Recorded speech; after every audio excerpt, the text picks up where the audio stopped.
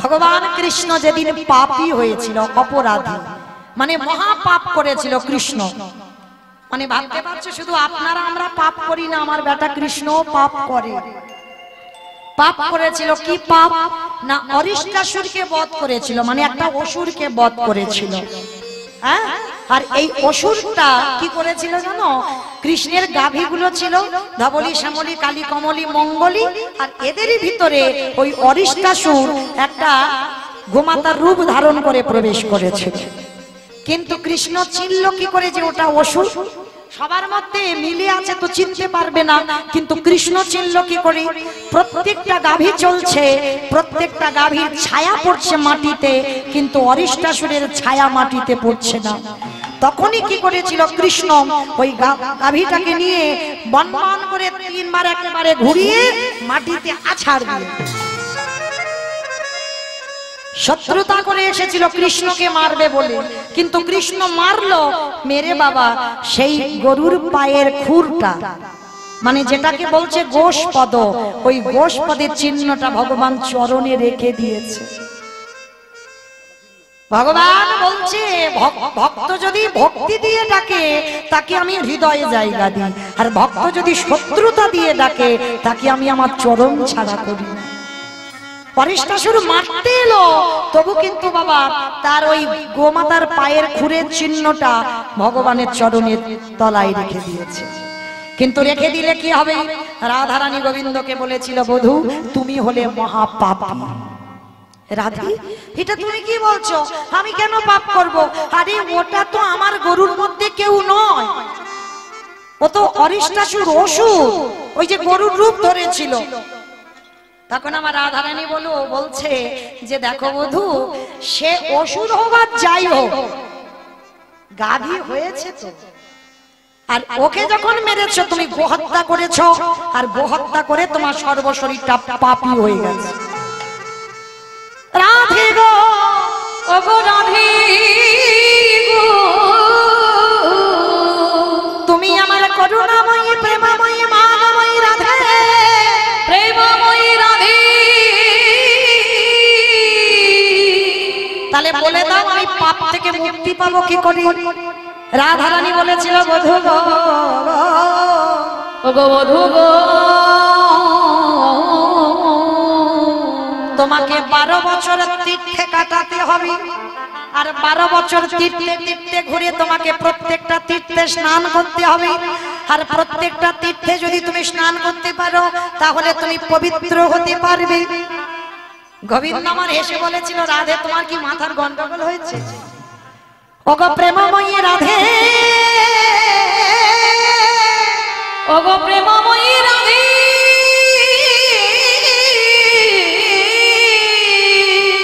যাকে আমি একে পলক না দেখলে থাকতে পারি না, যে আমার মনের কুঠারিতে বসে আছে, যে আমার ধ্যানে জ্ঞানে সর্বস্ব। তাহলে তুমি বললে কি করে আমি 12 বছর তীর্থে তোমাকে হারিয়ে থাকবো? আমি মরে যাব, আমার দম বন্ধ হয়ে যাবে, আমি থাকতে পারবো না। বলে তাহলে তো রাধে বলছে তাহলে আমার করার কিছু নেই, তোমাকে পাপী হয়ে থাকতে হবে। তা গোবিন্দ আমার বিচার বিবেচনা করে বলছে, আচ্ছা রাধে, যদি সব তীর্থকে আমি এক জায়গায় ডেকে হাজির করি, জগতে যত তীর্থ আছে সবাইকে আমি যদি ডেকে এক জায়গা করি, আর সেখানে যদি আমি স্নান করি তাহলে আমি পবিত্র হব। তা রাধারানী বলছে, হ্যাঁ সেটা যদি করতে পারো তাহলে তো ভালো, তবে শোনো আমি সবাইকে দেখে নেব সব তীর্থ এলো কিনা। তা গোবিন্দ আমার বলছে, ঠিক আছে তুমি ভালো করে দেখে নেবে। এইবারে গোবিন্দ হাতের মুরলি দিয়ে একটা কুণ্ড সৃষ্টি করেছে, সমস্ত তীর্থকে আহ্বান করছে একটা একটা করে। সমস্ত তীর্থ এসেছে সকার রূপে, এসে বলছে, প্রভু আমাদের ডেকেছো, বলো কি করতে হবে।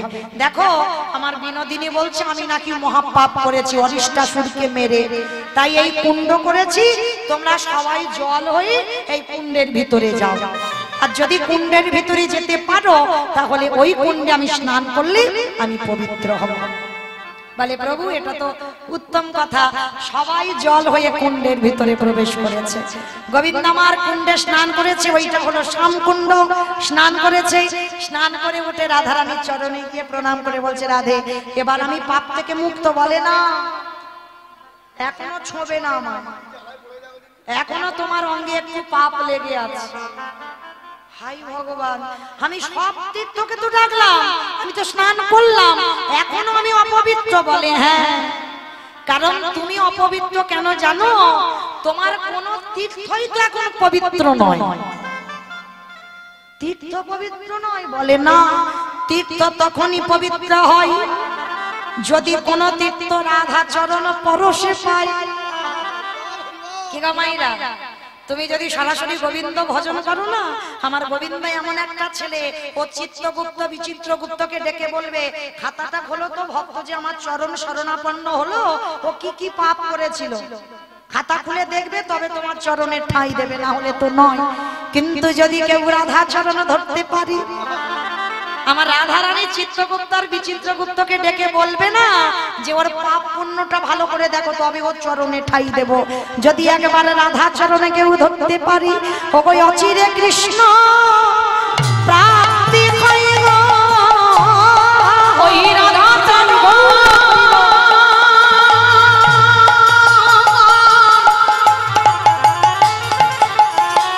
চরণ শরণ নিলে অচিরে কৃষ্ণ প্রাপ্তি হইব, তাকে চরণ ছাড়া করে না গো, অচিরে কৃষ্ণ প্রাপ্তি হইব, তাকে চরণ ছাড়া করে ওই অচিরে কৃষ্ণ প্রাপ্তি হইব। আমার বলতে যা কিছু আছে অচিরে কৃষ্ণ প্রাপ্তি হইব, চরণ ছাড়া করে না কৃষ্ণ প্রাপ্তি হইব। এইবার লক্ষ্য করে দেখেন, সমস্ত তীর থেকে আবার ডাকতে হবে। কিরকম? রাধারানী হাতের কনকন দিয়ে একটা কুণ্ড তৈরি করেছে, আবার তীর্থ এসেছে। কারণ গোবিন্দ আমার বলেছিল, রাধে আবার তীর্থের কি ডাকার প্রয়োজন আছে, মাঝখান থেকে একটা ছিদ্র করে দিই, ওপারের জল এপারে চলে আসবে। বলে দাঁড়াও, ও জলটা তো পাপী জল, ও জলটা তো পাপী, তাহলে ও জল এদিকে এলে এ জলও তো পাপী হয়ে যাবে। আবার ডাকো, আবার তীর্থকে ডেকেছে, সমস্ত তীর্থ আমার রাধা চরণ পরশ করেছে। আর যেই না রাধা চরণ পরশ করে কুণ্ডে প্রবেশ করেছে, সেইটা হলো রাধা কুণ্ড। তাহলে কি বুঝলাম? কোন তীর্থে যাওয়ার দরকার নাই, সরাসরি চলে যাও রাধা কুণ্ডে।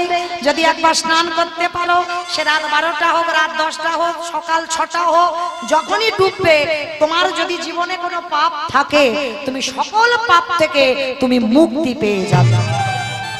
দেখবেন মায়েরা, যে বাড়িতে অতুল সম্পত্তি থাকে, গাড়ি বাড়ি টাকা পয়সা সোনা দানা সব আছে, কিন্তু বাবা যে বাড়িতে একটা সন্তান না থাকে, হাজার সুখী হলেও সে বাড়িতে কোনোদিনই সুখ পাওয়া যায় না। প্রত্যেকটা আমরা মা জাতিও আছি, দেখবেন যদি পরপর কন্যা সন্তান হয়, একটা পুত্রের জন্য 7 ঠাকুরের কাছে মানত করি, করি না? অবশ্যই করি, একটা যেন পুত্র সন্তান হয়। কেন গো মানতটা করি? ছেলে বৌমার হাতের রান্না ভাত খাবে, হ্যাঁ, উল্টে তোমার রেঁধে খাওয়াতে হবে, এইটা তৈরি হয়ে থাকতে হবে।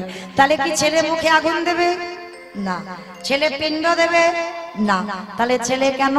ভগবানের কাছে ভিক্ষা করে আরতি করতে হবে, প্রভু আমার চাকরিওয়ালা ছেলে চাই না, আমার ডিগ্রিওয়ালা ছেলে চাই না, ছেলে যদি দিতে হয় আমার একটা কৃষ্ণ বলা পাখি দাও। কি গো, এখনকার দিনে একটা নেতাজি হয় না, একটা বিবেকানন্দ হয় না, একটা রবীন্দ্রনাথ হয় না। কেন হয় না? বীজও ভালো নয়, মাটিও ভালো নয়, তো হবে কি করে? বীজেরও গন্ডগোল, মাটিরও গন্ডগোল, তাহলে কোনোদিন হবে ভালো সন্তান? বিশেষ করে আগে মাটিটাকে ভালো হতে হবে। কোন মাটি? আউসবেরিয়ান মাটি না, বাবা হলো বীজ, মা হলো ক্ষেত্র বা মাটি। বীজটা বপন করা হলো, আর যে বীজ বপন করলে অঙ্কুরিত হবে, ভালো ফসল ফলবে, আগে বাবা সেই মাটিটা উর্বর হতে হবে। তা আজকের এই রঘুনাথকে অনেক সাধ্য সাধনা করে পেয়েছিল, 7 ঠাকুরের কাছে যেতে লাগেনি, এক জায়গায় যেতেই পেয়ে গেছে। আমি বলে যাই মা আপনাদের, কোথাও যেতে হবে না, সন্তান যদি চাইতে হয় একটা জায়গা চলে যাবেন উত্তরপ্রদেশ, আমার রাধা কুণ্ডের তীরে। এই রাধা কুণ্ডের তীরে যদি কেউ যেতে পারে, বিশেষ করে বাবার নিয়ম সেবার মাসে, দামোদর ব্রতের মাসে, যে ঘরে সন্তান নাই, একটা পুত্রের জন্য সাত ঠাকুরের কাছে মানত করছেন, চলে যাবেন রাধা কুণ্ডের তীরে। আর রাধা কুণ্ডের তীরে গিয়ে বিশেষ করে বাবা এখন টুরিস্ট বাসে আমরা যাই, সন্ধ্যার সময় নিয়ে যাই বা বিকাল বেলা নিয়ে যাই, অনেকেই স্নান করে না। অনেকে হয়তো রাধা কুণ্ডে নামলো, একটু জল নিয়ে ছিটিয়ে দিল, হয়ে গেল না। সে যখনই যাও না কেন চরণ ধরে বলে যাই, রাধা কুণ্ডে অন্তত স্নানটা করবে। কেন? আমরা মানুষ, অর্থের অভাব হোক আর সময়ের অভাব হোক, আমরা যেতে পারি না সব তীর্থে স্নান করতে। অনেকের হয়তো পয়সার অভাব নাই, সময়ের অভাব, যেতে পারি না তীর্থে। কিন্তু যদি কোনো তীর্থে না যাও, যেতে হবে না কেদারনাথ, বদ্রীনাথ, কোথাও যেতে হবে না, চলে যাবে রাধা কুণ্ডের তীরে, বৃন্দাবন। আর ওই রাধা কুণ্ডে স্নান মানে সমস্ত তীর্থে স্নান হয়ে যাবে। তো রাধা কুণ্ডে স্নান করে ওই ভিজে কাপড়ে রাধারানীর কাছে আঁচলটা পেতে নয়ন জলে একবার আরতিটা জানিও, রাধে আমার বংশে এমন একটা পুত্র দাও, যে পুত্র যেন আমার বংশে কৃষ্ণ বলা পাখি হয়। যদি চাইতে পারো তাই মনোবাক্যে একবার, আমার বিশ্বাস আমি হরিবাসরে দাঁড়িয়ে বলে যাচ্ছি, যদি ভজন তার সঠিক হয়, আমার রাধারানী একটা কৃষ্ণ বলা সন্তান তার ঘরে পাঠাবে পাঠাবে পাঠাবে। এই যে 16 গোস্বামীর মধ্যে বাবা এক গোস্বামী হলো যার নাম রঘুনাথ দাস গোস্বামী। এই রঘুনাথ দাসের বাড়িটা কোথায়? হুগলি জেলার মাটি। কালকেই বাবা আমি কীর্তনে যাব হুগলি জেলার মাটিতে। তা এই হুগলি জেলার মাটিতে একটা বিখ্যাত জায়গা আছে, আপনারা আমরা অনেকে গেছি, যেটা হলো বাবা তারকেশ্বরের মন্দির। ওটা হুগলি জেলার মাটিতে বাবা তারকেশ্বরের মন্দির। আবার এই হুগলি জেলাতে একটা জায়গা আছে যেটা হলো বাবা খানাকুল অভিরাম ঠাকুরের শ্রীপাঠ। মানে মহাপ্রভুর একজন পার্ষদ হচ্ছে অভিরাম ঠাকুর। আর এই অভিরাম ঠাকুর আমার ভগবান কৃষ্ণচন্দ্রের একজন সখা ছিল, যার নাম হলো শ্রীদাম সখা। এই যে বাবা শ্রীদাম সখা, এই জায়গাটা একটু আস্বাদন করবেন। দাপর যুগ শেষ, কলিযুগ আগত। দাপর যুগ শেষ হয়ে গেল, কলিযুগে এলো। বৃন্দাবনের কৃষ্ণ কলিকালে হয়েছে নিমাই পণ্ডিত, ব্রজের বলাই দাদা কলিকালে হয়েছে আমার দাদা নিতাই চাঁদ। কমিটি দাদাদের বলছে একটু জল দিয়ে যাবে, এখানে জল নেই। তো আজকে যেই না বাবা এই যে শ্রীদাম সখা কলিকালে আসেনি, সবাই কিন্তু এসেছিল। কিরকম? এই যে বাবা কপালে চন্দনের টিপ দেওয়া হয়েছে সমস্ত ভক্তদের, শুধু কিন্তু কীর্তনিয়াদের নয়, এটা নিয়ম। শুধু কীর্তনিয়া আর আমার সম্প্রদায়দের দেবে কপালে চন্দন না, যত যত ভক্তবৃন্দ আসবে সবার কপালে চন্দনের ফোঁটা দিতে হয়। কেন হয়? এইটা মহাপ্রভু যখন শ্রীবাস অঙ্গনে কীর্তন করেছিলেন, আমার দাদা নিতাই চাঁদকে বলেছিল, দাদা তুমি সবার কপালে চন্দনের বিন্দু দিয়ে দেখো তো সবাই ব্রজ থেকে কলিকালে এসেছে তো। দাদা নিতাই চাঁদ সবার কপালে চন্দন দিতে দিতে দেখলো বাবা সবাই এসেছে বৃন্দাবন থেকে কলিকালে, কিন্তু একজন আসেনি, যার নাম হলো শ্রীদাম সখা। শ্রীদাম সখা আসেনি। তামার নিতাই চাঁদ বলেছিল, ভাই সবাই তো এলো, কিন্তু আমাদের নিতাই চাঁদ বলছে আমাদের শ্রীদাম দাদা কই? হ্যাঁ গো, শ্রীদাম দাদা কোথায় আছে? যেদিন আমার ব্রহ্মা কৃষ্ণ যে ভগবান জানবে বলে, মানে চতুর্মুখী ব্রহ্মারও বাবা মতিভ্রম হয়েছিল যে কৃষ্ণ যদি ভগবান হবে তাহলে কৃষ্ণ গরু চড়াবে কেন? কৃষ্ণ যদি ভগবান হবে ব্রজ রাখালদের কাঁধে চড়ে ওই যে গরু গরু খেলবে কেন? বিনোদ খেলা খেলবে কেন? কৃষ্ণ যদি ভগবান হবে ব্রজ রাখালদের এঁঠোগুলো মুখ থেকে কেড়ে নিয়ে খাবে কেন? মানে মনের ভিতরে বাবা একটা কৌতূহল যে কৃষ্ণ কোনোদিন ভগবান হতে পারে না।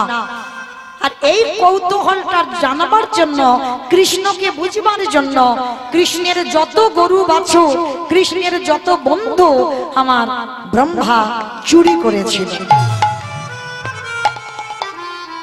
এই কাহিনীটা আপনারা জানেন, ব্রহ্মা গোমাতাকে চুরি করেছিল, ব্রজ রাখালদের চুরি করেছিল। আচ্ছা বাবা, যা যা বিশ্ব ব্রহ্মাণ্ডে ঘটে সবই তো তার ইশারাতে ঘটে, এটা মানেন তো নাকি মানেন না? যা যা কিছু ঘটে, যা কিছু পৃথিবীতে যা যা কিছু ঘটনা ঘটবে সবটাই কিন্তু আমার ভগবানের ইচ্ছাতে। আর ভগবানের ইচ্ছা না হলে একটা গাছের পাতা পর্যন্ত নড়ে না। তাহলে আজকের এই যে ব্রহ্মার চুরি বৃত্তিটা এলো, তাহলে এটাও তো বাবা নিশ্চয়ই আমার ভগবানের ইচ্ছা ছিল, যার জন্য আজকে চুরি বৃত্তিটা এসেছিল। কিন্তু কেন ভগবান ব্রহ্মার মধ্যে এই চুরি বৃত্তিটা দিল? তারও একটা কারণ আছে। কারণটা কি জানো? যেদিন আমার কৃষ্ণ নন্দালয়ে নন্দ উৎসব হচ্ছে, যশোদার কোলে বসে গোপাল ক্ষীর স্বর্ণনি মাখন খাচ্ছে, ব্রজমারা দেখে বলেছিল, আহারে যদি আমরাও গোপালের মা হতাম তাহলে গোপালকে বোধহয় একদিনের জন্য কোলে নিয়ে আমরাও স্তনদুগ্ধ পান করাতাম। ভক্ত বাৎসল্য ভগবান মনে রাখবেন, ভগবান বারে বারে বলেছে, যে আমারে চাই তারই আমি চাই, যে আমারে না চাই তারই আমি না চাই। তাহলে ব্রজমারা যেই না বলল, একটা দিন কি কৃষ্ণকে ছেলে রূপে পাবো না? ভগবান বলেছিল, ওই খেলতে খেলতে বলেছিল, তথাস্তু মা, কোনো না কোনো দিন আমি তোমাদের ঘরে সন্তান হয়ে যাব। সেই ভগবান আজ ব্রহ্মার মধ্যে ওই চুরি বৃত্তি দিল। আরে ব্রহ্মা যখন ব্রজ রাখালদের চুরি করল, আমার কৃষ্ণ দয়াময় আজ নিজের দেহ হতে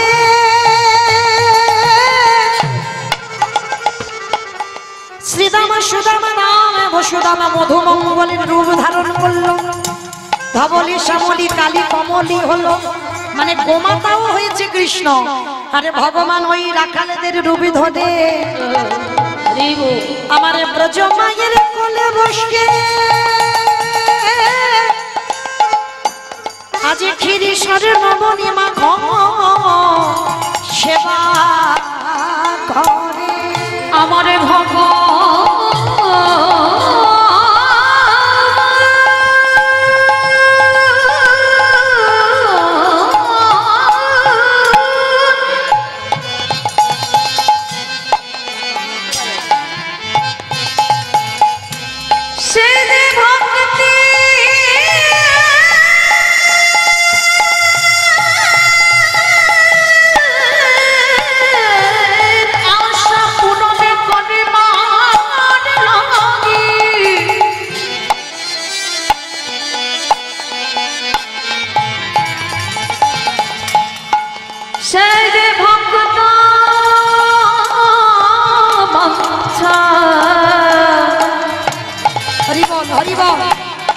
ভক্ত বাঞ্ছা পূর্ণ করি নাম নিলে।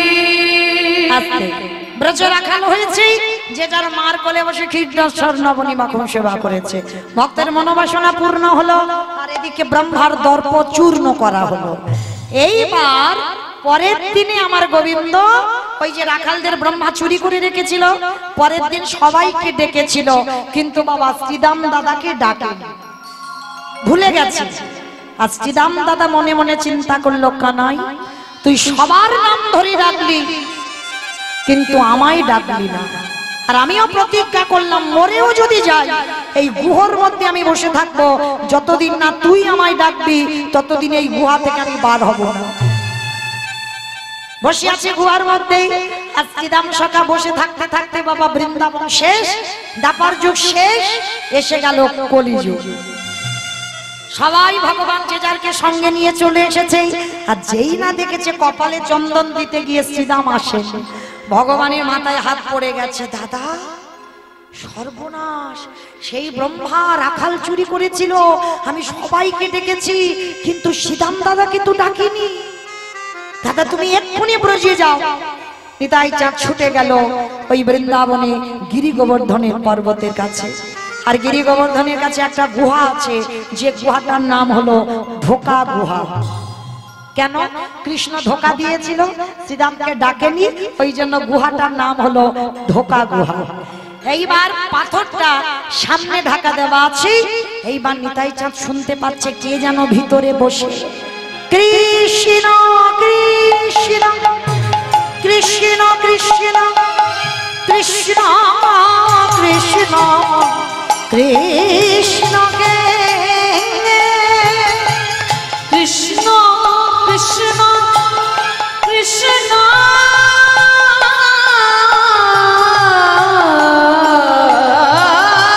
কৃষ্ণ কৃষ্ণ দেখা দে।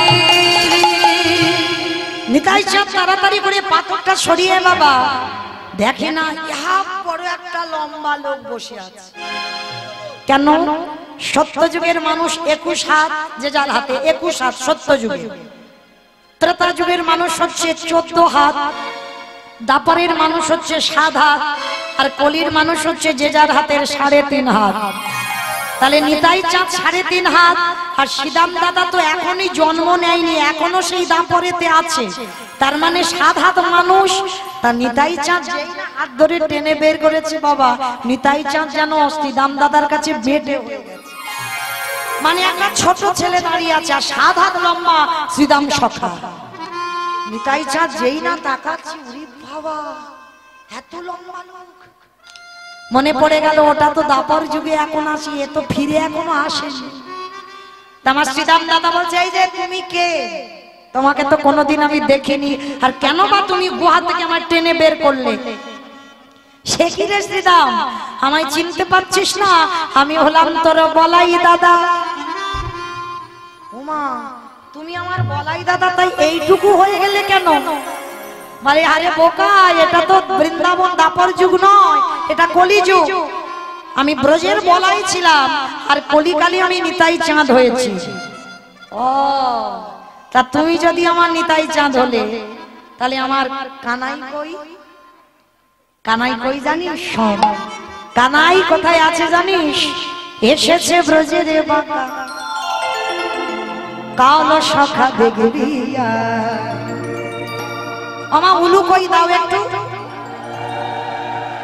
আমাদের সোনার নদী যা উলু ধ্বনি এসেছে ব্রজের বাঁকা, এসেছে ব্রজের বাঁকা, কালো সখা দেখবি আয়, আমাদের সোনার নদী আয়। এসেছে ব্রজের বাঁকা, কালো সখা দেখবি আয়, আমাদের সোনার নদী আয়।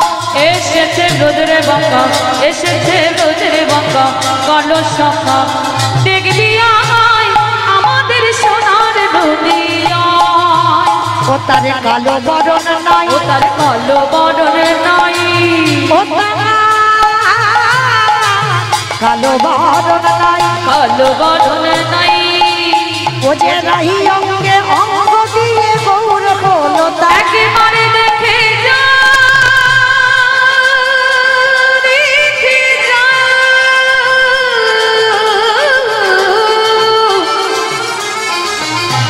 নিতাই গৌর হরিও।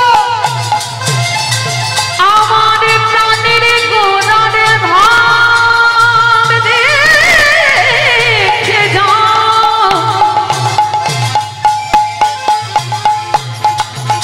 ওই প্রাণের গোড়া কেমন নাচে দেখে যা।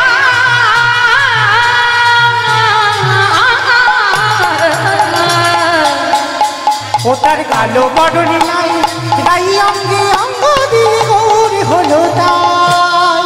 ও তার রং ফিরেছে, ঢং ফিরেছে, রং ফিরেছে, ঢং ফিরেছে, রং ফিরেছে, ঢং ফিরেছে। ও তার রং ফিরেছে, ঢং ফিরেছে।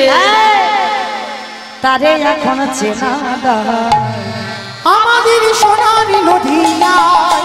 এসেছে ব্রজের বাঁকা, এসেছে ব্রজের বাঁকা কালো শাখা, দেখবি আমায় আমাদের সোনার নদিয়া। আমাদের সোনার নদিয়া, আমাদের সোনার নদিয়া, আমাদের সোনার নদিয়া। আমাদের সোনার নদিয়া। এইবার ফিরে এলো, কিন্তু অত 7 হাত আর 3.5 হাত, কত আপ ডাউন কি করবে? নিতাই চাঁদ সিদাম দাদার কাঁধে উঠেছে, আর যেই না কাঁধে উঠে বাবা এমন করে চাপ দিয়েছে, সে 7 হাত থেকে 3.5 হাতে চলে এসেছে। এসে কি করেছে বাবা? যেই না মহাপ্রভুর কাছে এসেছে, আমার মহাপ্রভু বলছে, দেখো শ্রীরাম, এইভাবে তো একটা মানুষ একটা যুগ থেকে আর একটা যুগে আসতে পারে না। কি করতে হবে? তোমাকে আবার জন্ম নিতে হবে। কোথায়? চলে যাও হুগলি জেলায় খানাকুলে, তোমার নাম হবে নতুন করে শ্রীরাম নয়, তোমার নাম হবে অভিরাম ঠাকুর। তো হুগলি জেলায় শুধু তারকেশ্বর নয়, এই খানাকুলে শ্রীপাঠ আছে, অভিরাম ঠাকুরের শ্রীপাঠ। আর এই হুগলি জেলায় আদি সপ্তগ্রাম, ওই জায়গাতে জন্ম নিয়েছিল, নাম হলো তার আদি সপ্তগ্রামে জন্মে নিল দাসের ঘুনা। আদি সপ্তগ্রামে জন্ম নিল দাসের ঘুনা। আদি সপ্তগ্রামে জন্ম নিল দাসের ঘুনা। আজি উলুধ্বনি হরিধ্বনি করিলা ধ্বনি ধ্বনি ধ্বনি, আজি উলুধ্বনি হরিধ্বনি করিলা আজি উলুধ্বনি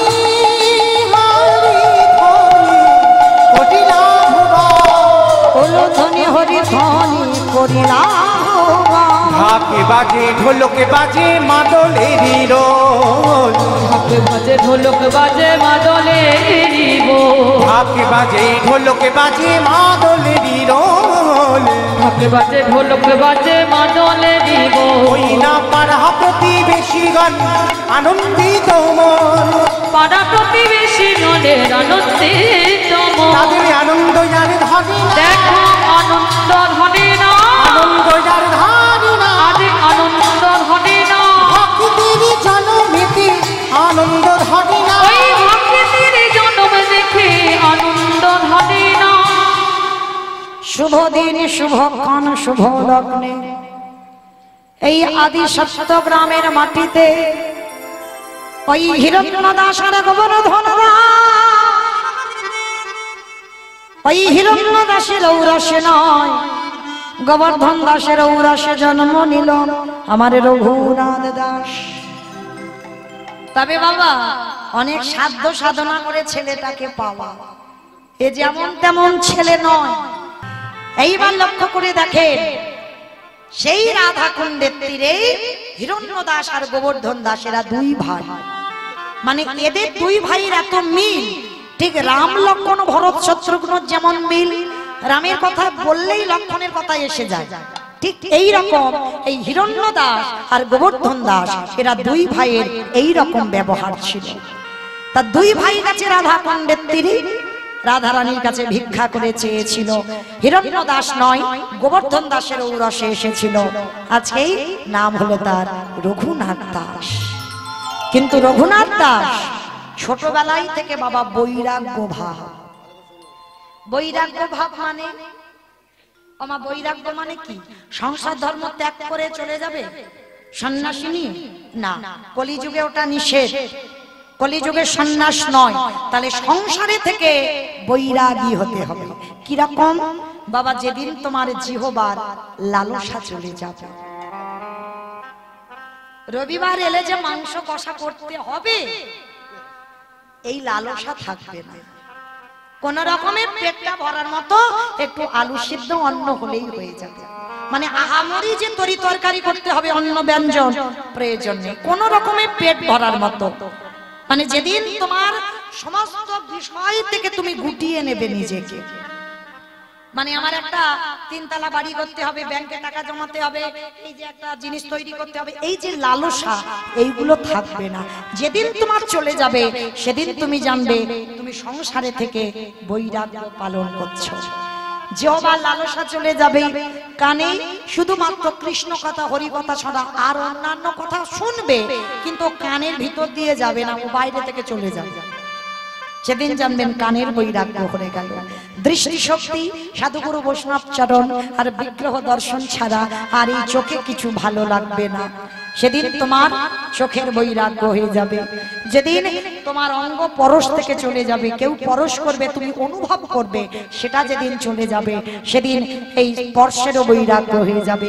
যেদিন মন সকল চিন্তা থেকে দূরীভূত, শুধু একটাই চিন্তা হবে, আমি কি তারে পাবো না, সেদিন জানবে তোমার মনেরও বৈরাগ্য হয়েছে। তা এই রঘুনাথ ছোটবেলা থেকেই তার বৈরাগ্য ভাব। তার জ্যাঠামশাই আর বাবা মনে মনে চিন্তা করলো ছেলেকে তো একটু পড়াশোনা করাতে হবে। তা নিয়ে গেল কোথায়? গুরুর পাঠশালায়, যার নাম হলো বলদেবাচার্য। আর এই বলদেবাচার্যের কাছে নিয়ে গেল, কিন্তু নিয়ে গেলে কি হবে বাবা? আর একটা কথা মনে রেখো, এই বড় লোকের ছেলেরা একটু জেদি হয়। জেদি মানে কিরকম দেখবেন, যেটা বলবে তো সেটা তখন দিতে হবে। তা বলদেবাচার্য রঘুনাথকে দেখে কিছুতেই পাঠশালায় নিতে চাইছে না। কেন? বলে ছেলে জীবনে ভালো হবে না, বড় লোকের ছেলে, খামখেয়ালি ছেলে, ও যেটা মনে করবে সেটা, বাবা ও ছেলেকে রাখা যাবে না। তো হিরণ্য দাস, গোবর্ধন দাস বলছে, দেখেন আমাদের রঘুনাথ খুব ভালো ছেলে, আপনি একবার কৃপা করে ওকে চরণে আশ্রয় দেন। ঠিক আছে, আমি দিচ্ছি ওকে চরণে ঠাই, তবে মনে রেখো যদি কোনোদিন রঘুনাথ অন্যায় করে সেদিন কিন্তু আশ্রম থেকে গলা ধাক্কা দিয়ে ওকে বের করে দেব। তাই হিরণ্য দাস আর গোবর্ধন দাস বলছে, গুরুজি আমাদের রঘুনাথ কোনোদিন অন্যায় করতেই পারে না, ছোটবেলা থেকে তো দেখছি ওর চরিত্রটা কেমন, ও অন্যায় করতে পারে না। আশ্রমে রেখে বাবা জ্যাঠা চলে গেল।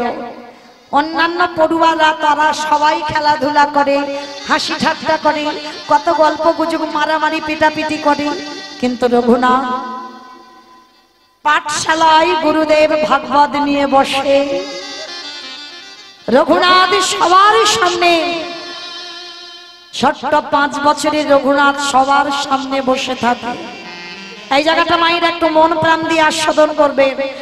আমরাও একটা মা, আমাদের সন্তান আছে, তৈরি করতে পারলাম না, কিন্তু রঘুনাথ ছোটবেলা থেকে তার ভাবটা দেখে।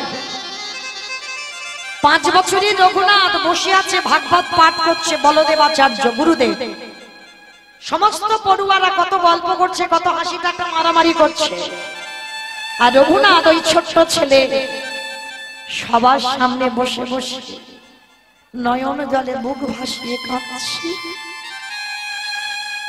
বলদেবাচার্য তো অবাক হয়ে গেল, আরে বাবা, আমি ভাগবত পড়ছি এত কঠিন, এ কি বুঝতে পারছি, এত কাঁদছি কেন? তার রঘুনাথকে ডেকেছে গুরুদেব, রঘুনাথ এখানে এসো তো বাবা, আমার কাছে এসো। একটা কথা মনে রাখবে বাবা, যারা জ্ঞানী ব্যক্তি হয় তারা কোনোদিন কাউকে তুই বলে সম্বোধন করে না। কেন? যারা শিক্ষা দেবে তাদের নিজের যদি শিক্ষাটা না থাকে, তাহলে বাবা তারা শিক্ষাটা দিয়ে কি করবে? সে ছোট হোক আর বড় হোক, প্রথম দর্শনে বাবা কোনোদিন তুই বলে সম্বোধন হয় না। গুরুদেব ছোটবেলা থেকে ছোট বাচ্চাদের শেখাচ্ছে। তো রঘুনাথকে ডেকেছে, বাবা আমার কাছে এসো তো দেখি। যেই না রঘুনাথকে কাছে ডেকেছে, রঘুনাথ কি করেছে? মাটিতে শুয়ে পড়ে দণ্ডবত প্রণাম। এই জায়গাটা ভালো করে দেখেন, শিক্ষা কাকে বলে। কারণ আমরা নারী জাতি, আমাদের মাটিতে শুয়ে পড়ে দণ্ডবত প্রণাম নিষিদ্ধ। আমাদের হাঁটু দুটো মাটিতে রেখে প্রণাম করতে হয়, আর যারা পুরুষ তারা বাবা ষষ্ঠাঙ্গে দণ্ডবত প্রণাম করে, এটা পুরুষদের। তো আজকের বাবা রঘুনাথ দণ্ডবত প্রণাম, আর প্রণাম করে বলছে, রঘুনাথ একটা কথা বলবো বাবা। কি কথা গুরুজি? আচ্ছা আরে আমি ভাগবত পাঠ করছি আর তুই যে পাগলের মতো বসে বসে কাঁদছিস, হ্যাঁ রে তুই ভাগবতে তুই এই পাঠের কিছু বুঝতে পারছিস? রঘুনাথ বড় জোর করে বলছে, গুরুদেব আমি কিছু বুঝতে পারছি না। ঠিক, তাহলে বুঝতে পারছিস না, তাহলে অত পাগলের মতো কাঁদছিস কেন? গুরুদেব আমি কাঁদছি একটাই কারণ, আমি কি তারে পাবো না? বলো না গুরুদেব, আমি কি তারে পাবো না? হে বাবা, এইটুকু ছেলে তোর এত আকুলতা, তোর হৃদয়ে এত প্রেম, এত আকুলি বিকুলি ভগবানকে পাবার জন্য। বাহ বাহ বাবা বাবা, ভেবেছিলাম তুই বড় লোকের ছেলে, খামখেয়ালি হবি। আশীর্বাদ করলাম বাবা, তোর কৃষ্ণ দর্শন হবে। কেন হবে? যার হৃদয়ে এত আকুলি বিকুলি থাকে, যার হৃদয়ে এত আকুলতা থাকে ভগবানের জন্য, তার তো দর্শন হতেই বাধ্য। এই জায়গাটা মনে রাখবেন বাবা, এই জায়গাটার কথা, হৃদয়ে আকুলতা লাগবে। শ্রী শ্রী রামকৃষ্ণ পরমহংসদেব, তার একটা শিষ্য ছিল নরেন। নরেন প্রশ্ন করেছিল, গুরুদেব ভগবানকে পেতে গেলে কি করতে হবে গো? ভগবান যে পাবো, আমার মধ্যে কি রকম অনুভব হবে, আমি বুঝবো ভগবান পেয়ে যাব? তা তখন ঠাকুর বলেছিল, চল একটা জায়গা নিয়ে যাই। ঠাকুর তো দক্ষিণেশ্বর কালীবাড়িতে থাকে, আর ওই কালীবাড়িতে গিয়ে বাবা ওই যে গঙ্গার জল যাচ্ছে, গঙ্গায় নেমেছে ঠাকুর শিষ্যকে নিয়ে। নেমে কি করছে, নরেন জলে একটা ডুব দে তো। যেই না বাবা ডুব দিয়েছে, ঠাকুর কি করেছে, মাথাটা নিয়ে ওই জলের তলায় চেপে ধরে, মানে চেপে ধরে চুপ করে দাঁড়িয়ে আছে। আচ্ছা বলো, তোমার কেউ যদি জলে ডোবে আর কেউ যদি মুখটা নিয়ে চেপে ধরে থাকে, তার কি অবস্থা হবে? মানে ছটফট করবে না? একেবারে ছটফট করছে যখন, তখন আমার ঠাকুর হাতটা ছেড়ে দিয়েছে, নরেন একেবারে ঠেলে উঠে বাবা একেবারে হাঁপাতে হাঁপাতে বলছে, এই জন্য বলে তোমায় পাগল, আর একটু হলে তোমার প্রাণটা বেরিয়ে যেত। আমি তোমাকে জিজ্ঞাসা করলাম, ভগবান পেতে গেলে আমায় কি করতে হবে, আমার কি অনুভব হবে, আর তুমি আমার জলের তীরে এনে আর জলে ডুবিয়ে ধরেছো? এ তোমার কি রকম পাগলামি? তা ঠাকুর হাসছে আর বলছে, এই দেখ আমি পাগল নয় শালা, তুই পাগল। ঠাকুর তো সবাইকে শালা শালা বলতো। কোন শালা গো? বউয়ের ভাই শালা না, পাঠশালা না, গোশালা না, তাহলে কোন শালা? শা মানে মুক্তি, লা মানে নৌকা। মুক্তির নৌকাতে ঠাকুর পারাপার হয়ে যাবে, ওই জন্য সবাইকে শালা শালা বলে ডাকতো। তার নরেনকে বলছে, তুই শালা। আমি পাগল নয়, তুই পাগল। কেন? আমি কি করে পাগল হলাম? বলে পাগল না, শোন, তুই আমার কাছে জানতে চাইলি ভগবান যে পাবো আমার অনুভবটা কি হবে, ওই জন্য তো জলের তলায় তোর মাথাটা চেপে, তুমি জানো চেপে ধরেছিল, আমি তো মরে যেতাম। আচ্ছা নরেন বলতো দেখি, যখন তোর ওই মাথাটা নিয়ে আমি জলের তলায় চেপে ধরেছিলাম, তোর কি রকম হচ্ছিল? মানে হাসি পাবে না আর রাগও ধরবে না? হ্যাঁ বলে, শোনো ও পাগল ঠাকুর, যখন তুমি চেপে ধরেছিলে আমার এই বুকটার ভিতরে আঁকু পাকু করছিল, এই যেন বেরিয়ে যায়, এই যেন বেরিয়ে যায়। শোন রে, যতদিন না তোর ভগবানের প্রতি এইরকম আঁকু পাকু আসবে, যতদিন না ভগবানের জন্য তোর আকুলতা আসবে, ততদিন কোনোদিন তোর ভগবত দর্শন হবে না। নিতাই গৌর প্রেমানন্দে। হরি বল, হরি বল, হরি বল।